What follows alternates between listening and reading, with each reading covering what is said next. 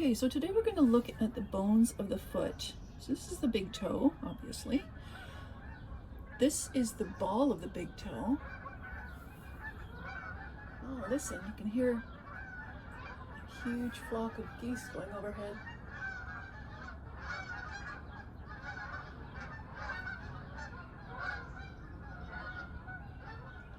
Nice. Okay, so this is the big toe, the ball of your big toe.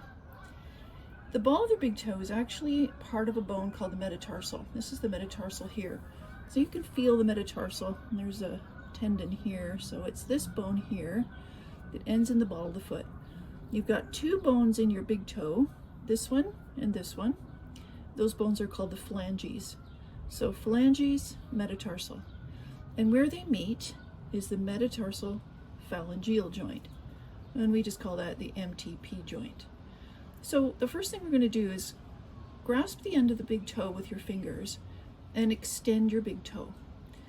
Now I'll get into a little more detail in terms of this MTP joint in the bunion workshop.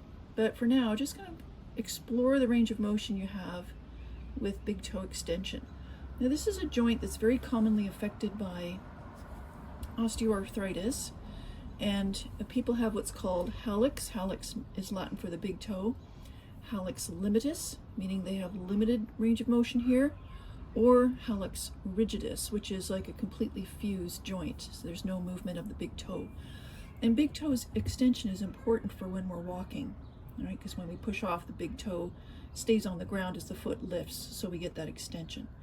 But now I want to bring your attention to what happens to the metatarsal when I extend my big toe.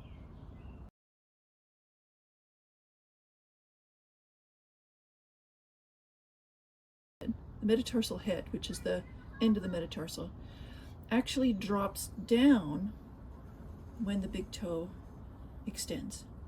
So what I'm going to have you do now is take your finger on the top of your metatarsal, and as you extend the toe up with these fingers, you're going to gently push the metatarsal head down with the other.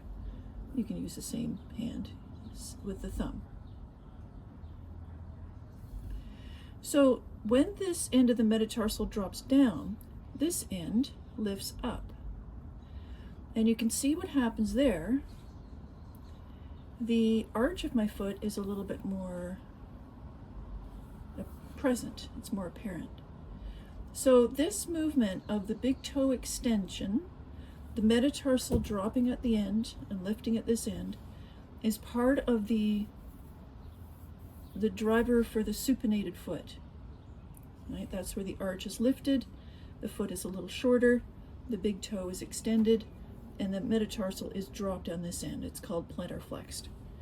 Now let's look at what happens when you flex the big toe. So now we're going to push the big toe down, and you can see the metatarsal head lifts. And it lifts. So this is part of the pronation, is a longer, flatter arch, medial arch, and that's part of our mechanism for pronation. So if you're lacking movement in the metatarsal phalangeal joint, or if the metatarsal itself doesn't move up or down relative to the big toe, then you're not going to get a nice clean movement in terms of the pronation and supination, which is very important for when we're walking. So today's exercise is just a bit of an awareness. It's just to look and explore and see what's happening. So you can emphasize that movement as you extend the toe, metatarsal head down. You can lift the metatarsal head as you flex the toe and lengthen and flatten that medial arch. Okay, there you go.